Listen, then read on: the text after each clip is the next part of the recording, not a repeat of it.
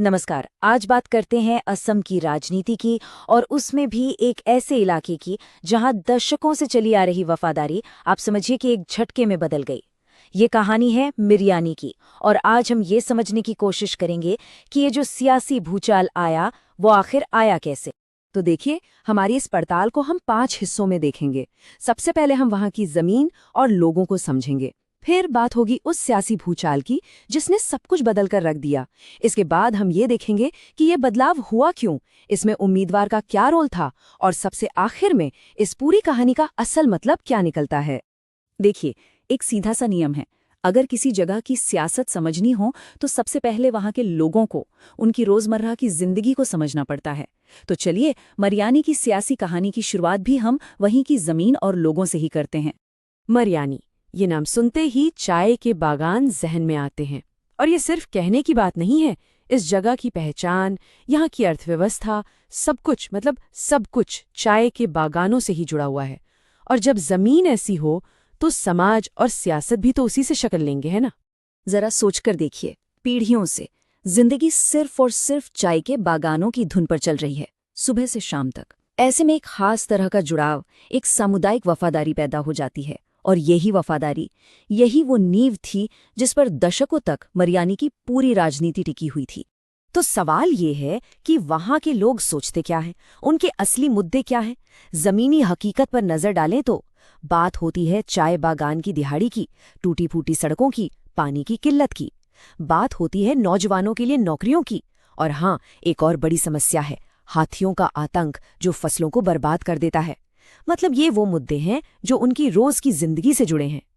और इसी बीच एक नंबर सामने आता है 217 रुपए। ये कोई मामूली नंबर नहीं है। देखिए, चाय बागान मजदूरों की दिहाड़ी पहले थी 167 रुपए, जिससे बढ़ाकर 217 रुपए कर दिया गया। ये एक बहुत बहुत बड़ा राजनीतिक मुद्दा बन गया। बात सिर्फ पैसों की नहीं थी, ये लोगों के जज्बातों से जुड़ा मामला बन चुका था। चलिए, अब आते हैं कहानी के उस मोड़ पर जिसने इस पूरे इलाके की सियासत में जैसे भूचाल ला दिया। एक ऐसी घटना जिसके बारे में शायद ही किसी ने सोचा होगा। इसे कहते हैं एक वाटरशेड मोमेंट, मतलब एक ऐसी घटना जो सब कुछ बदल दे, जो इतिहास का रुख मोड़ दे। हुआ ये कि जून 2021 में मरियानी के जो 4 बार के कांग्रेस विधायक थे, रूप ज्योति कुर्मी, वो पाला बदलकर बीजेपी में चले गए। अब ये सिर्फ एक नेता का पार्टी बदलना नहीं था, नहीं, ये एक पूरे दौर के खत्म होने जैसा था। और इस बदलाव की गहराई देखिए। इस घटना से ठीक कुछ महीने पहले 2021 के आम चुनाव में कांग्रेस इस सीट पर सिर्फ 2446 वोटों से हारी थी। मतलब मुकाबला बिल्कुल कांटे का था। और फिर तस्वीर पूरी तरह से पलट गई। जब दल बदल के बाद उपचुनाव हुए तो नतीजे चौंकाने वाले थे। बीजेपी को मिले 62% वोट और कांग्रेस, वो सिमटकर सिर्फ 17% पर आ गई। सोचिए, जहां कुछ महीने पहले कांटे की टक्कर थी, वहां अब इतनी बड़ी एक तरफा जीत। ये एक बहुत बड़े सियासी फेरबदल का साफ साफ सबूत था। तो अब सबसे बड़ा सवाल कि भाई आखिर ये हुआ कैसे, क्या हुआ, ये तो हमने देख लिया। अब बारी है ये समझने की कि ये क्यों हुआ। वो क्या कारण थे, वो कौन सी वजह थी जिन्होंने इतने बड़े बदलाव की जमीन तैयार कर दी। असल में हुआ ये कि यहाँ सियासत का पूरा सिस्टम ही बदल गया। जो पुरानी राजनीति थी वो चलती थी पार्टी के नाम पर, समुदाय के नाम पर, पुरानी वफादारी पर। लेकिन अब जो नई राजनीति आई उसका आधार थे सीधे सीधे जमीनी मुद्दे और ठोस वादे। जो पार्टी जीती उसने अपना पूरा फोकस कुछ गिनी चुनी चीजों पर रखा। उन्होंने कहा, हम सड़कें बेहतर बनाएंगे। उन्होंने वादा किया, हम यहीं के नौजवानों को नौकरी देंगे। इसके साथ ही जातीय और सांस्कृतिक पहचान वाले मुद्दों को भी उठाया गया। और केंद्र सरकार की जो योजनाएं थीं, जैसे अरुणोदय और मनरेगा, उनका भी जमकर इस्तेमाल किया गया। और पता है, इस नई राजनीति को घर घर तक पहुंचाया किसने? टेक्नोलॉजी ने। आज हर हाथ में स्मार्टफोन है, हर कोई व्हाट्सएप चलाता है। बस इसी के जरिए नेताओं ने सीधे सीधे वोटरों से बात की। जो पुराने तौर तरीके थे वो सब पीछे छूट गए। चलिए अब जरा उस उम्मीदवार की बात करते हैं जिनकी वजह से ये पूरा उपचुनाव हुआ। यहाँ ना एक बहुत दिलचस्प बात सामने आती है, रूप ज्योति कुर्मी।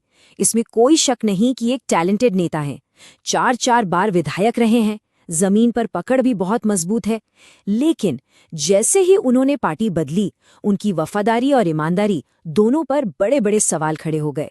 समझिए कि इस एक दल बदल ने कांग्रेस के दशकों पुराने किले को जमींदोज कर दिया, और इसका सबसे बड़ा असर ये हुआ कि चाय बागान का वो वोट जो कभी कांग्रेस की जेब में माना जाता था, वो अब एक खुले मैदान में आ गया, जहां कोई भी दावा कर सकता है।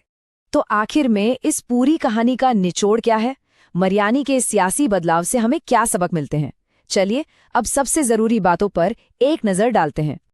देखिए, मरियानी के नतीजों से ना 3 बड़ी बातें एकदम साफ हो जाती हैं। पहली बात, चाय बागान समुदाय अब किसी एक पार्टी का बंधुआ वोट बैंक नहीं है। दूसरी बात, वोटर अब सिर्फ वफादारी नहीं देख रहा, वो अपना फायदा देख रहा है, ठोस वादे देख रहा है।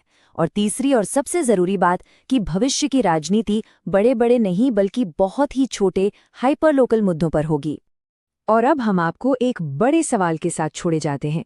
क्या मरियानी में जो कुछ भी हुआ वो बस एक ही इलाके की कहानी बनकर रह जाएगा, या फिर ये पूरे असम के चाय बागान बेल्ट की आने वाली सियासत का एक ट्रेलर है?